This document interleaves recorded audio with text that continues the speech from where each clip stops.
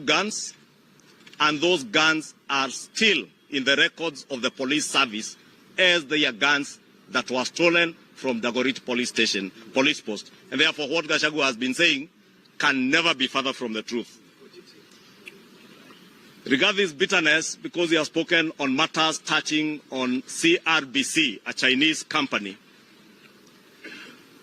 and also alleged that there were also Chinese from some China civil engineering company that were deported from this country. Rigathi has beef to pick with the China Roads and Bridges Corporation, and is the high priest of corruption. Correct. He attempted to extort Kenya shillings 300 million from CRBC when he was the Deputy President of the Republic of Kenya.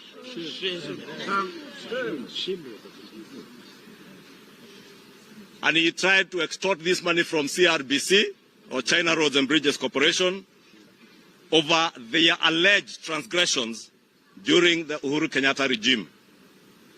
CRBC, being a state-owned enterprise owned by the government of China, declined his demands and expressed the same concerns to none other than His Excellency the President, and the President stopped Rigathi in his tracks in an attempt to extort money from these Chinese corporations.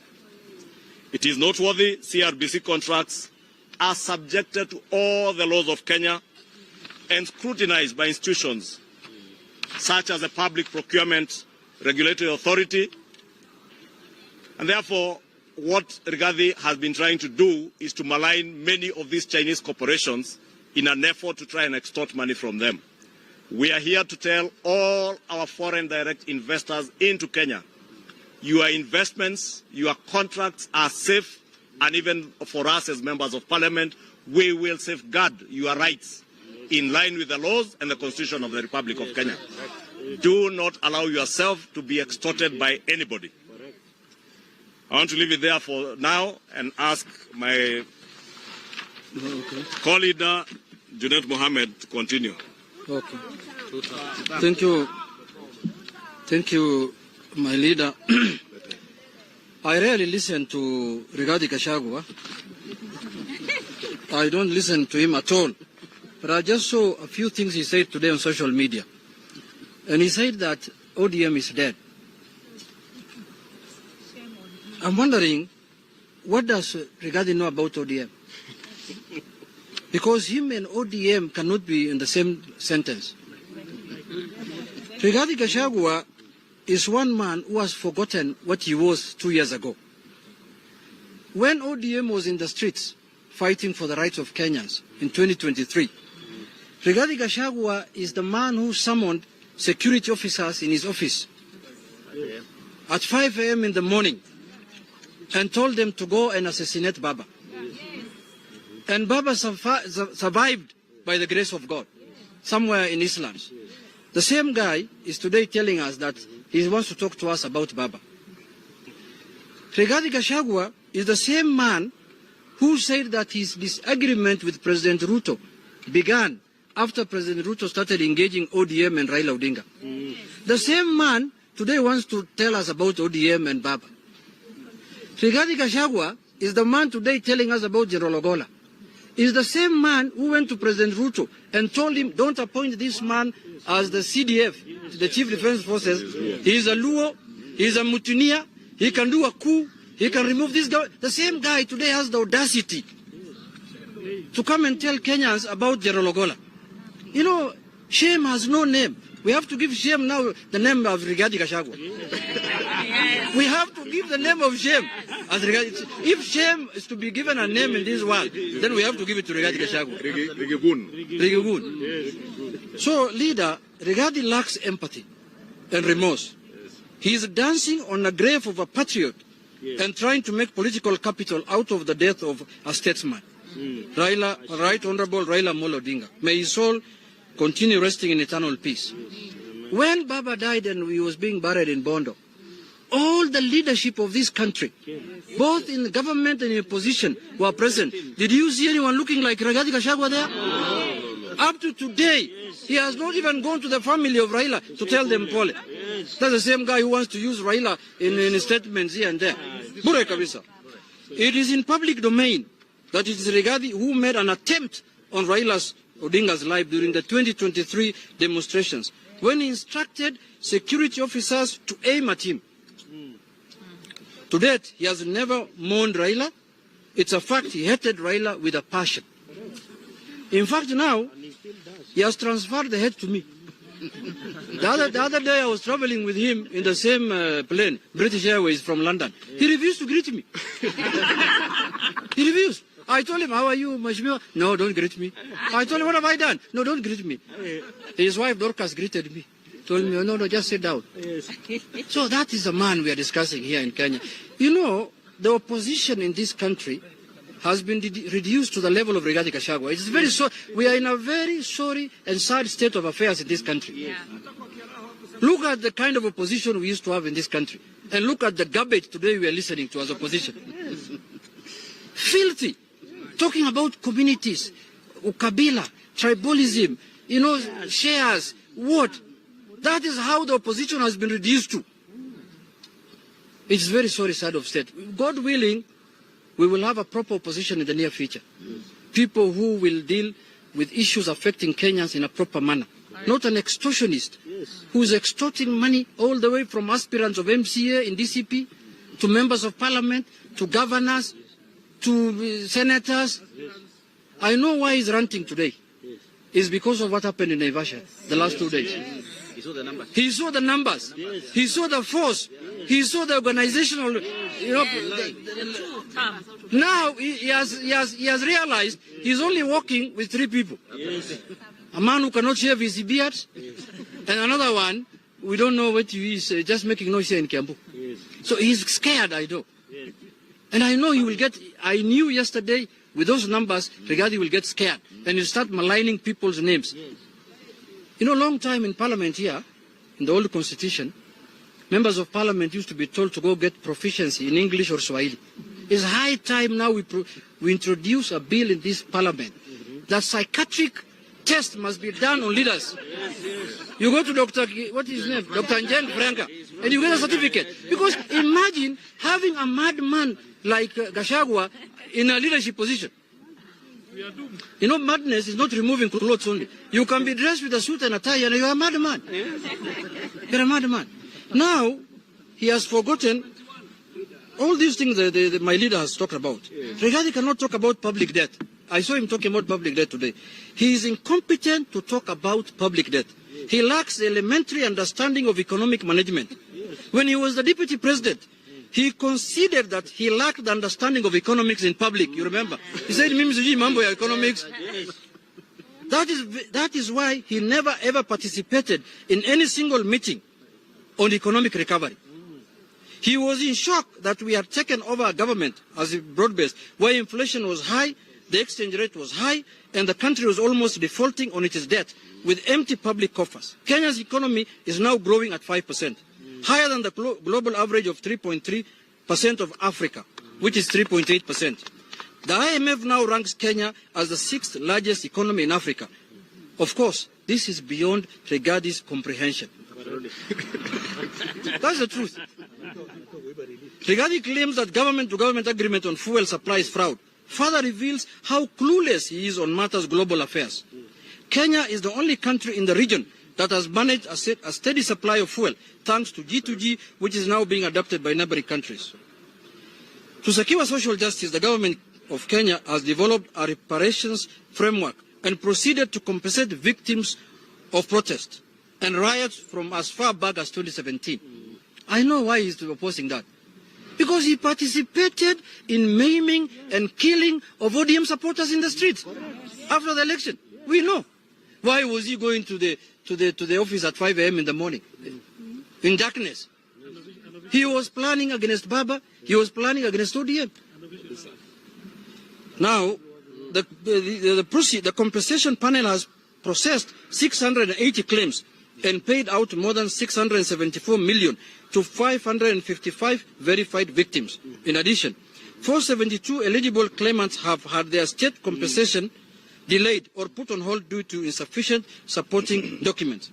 Rigathi is on a fishing expedition. Yes. Desperate for attention to salvage his dwindling political virtues, disillusioned by his lack of national influence and bleak political future. He's a liar, a cheat, a conman, a political turncoat. A conman, callous and extremely unpatriotic. No wonder he has a dark heart. Lastly, I want to say this. And this one I want to make it very clear to him. ODM, my party, will never be in any formation that has Rigathi Gachagua inside. Yes. For now, into the future, and even for the next 50 years, if he's still alive. So stop talking about ODM. We will never be with you. And if ODM is dead, as you are saying, why are you talking about it? If ODM is dead, why are you talking about it? Do we normally talk about dead people? No. Why are you talking about a dead thing? He knows ODM is not dead. He knows very well that he has lost this plot. He wants us to be in the street and continue being in government until we removed him here for gross violation of the Constitution. If an impeachment motion is brought tomorrow again against Rigathi, we will still do it. With this kind of character I'm seeing here, we will even do it. So thank you very much. That is my contribution to this, and that is the position of our party, ODM. Maybe you would be asking yourselves why we have chosen to respond to Mr. Gachagua, we pretend deserves or warrants no response. And if you listen to Gachagua's almost 140 paragraphs, there were paragraphs of bitterness, conspiracy theories, unsubstantiated accusations, and political fiction directed at President William Ruto and this broad-based administration. Ordinarily, such a performance from somebody who has confessed to the country that he was an arts performer when he was in school would not merit a response. But when a former holder of the second highest office in the Republic casually accuses institutions and individuals of murder, assassinations, theft, abduction, and corruption without presenting evidence, the record ought and must be set straight. And that is why we opted to respond to Mr. Gachagua. And if we begin with the irony of all this, Mr. Gachagua is attempting to take stock of the 4 years of the Ruto administration, an administration that he served for a record 2 years of those 4 years. He sat in cabinet, he sat in National Security Council meetings, and he defended this government, its policies and its record, and even defended that unfortunate act in Embakasi when he attempted to assassinate the former Prime Minister, the late Honorable Raila Odinga. You will all recall all the acts of goonism perpetuated by Rigathi and directed by him would always be planned by him when President William Ruto was outside the country. That is what he did that day he attempted to assassinate the former Prime Minister. That is what he did when he directed goons under the command of 2 members of parliament from Embakasi who are working with him today. Yes. The same members of parliament who are under investigations for deaths in all Kalau that Rigathi turned around to accuse other people of. Those goons that attacked the Kenyatta farm in Ruiru. Again, I'll remind Gachagua, as I have reminded him severally, I sat with him in Annex building on Harambee Avenue when he was planning for the attack of the Kenyatta farm in Ruiru. And that is why I have consistently challenged Mr. Gachagua to come out. And you have heard Gachagua has never bothered to respond to those issues because he knows they are truths. When I speak about Rigathi Gun, I'm talking about somebody I know, somebody I have worked with, somebody I have sat in meetings with as he planned Gunism in this country. Let us remind Gachagua that he was not removed from office because of President William Ruto. He was impeached by the elected representatives of the Kenyan people in the National Assembly, tried by the Senate, and removed from office after the Senate upheld 5 grounds against him, including gross violations of the Constitution and undermining the President and the Cabinet. That is his record. So Rigathi cannot be the person lecturing us today, purporting to be giving a scorecard of what we have done. As we have said, Kenyans will judge this administration at the end of next year, this term, next year in August. And yesterday, we detailed to the Kenyan people the achievements that we have had in agricultural production. Just as I mentioned, the agricultural sector has very well recovered. Construction returned to growth of our economy. Investor confidence has strengthened in our country, and the country has undertaken some of the most consequential structural reforms since independence. That is Ruto at 4. Millions of farmers today have access to subsidized fertilizer, which has lowered their cost of production and helped restore national food production. A packet of maize that was retailing at 260 shillings only 2 years ago or 3 years ago is today retailing at an average of 160, and some brands down to 140 shillings. That is Ruto at 4.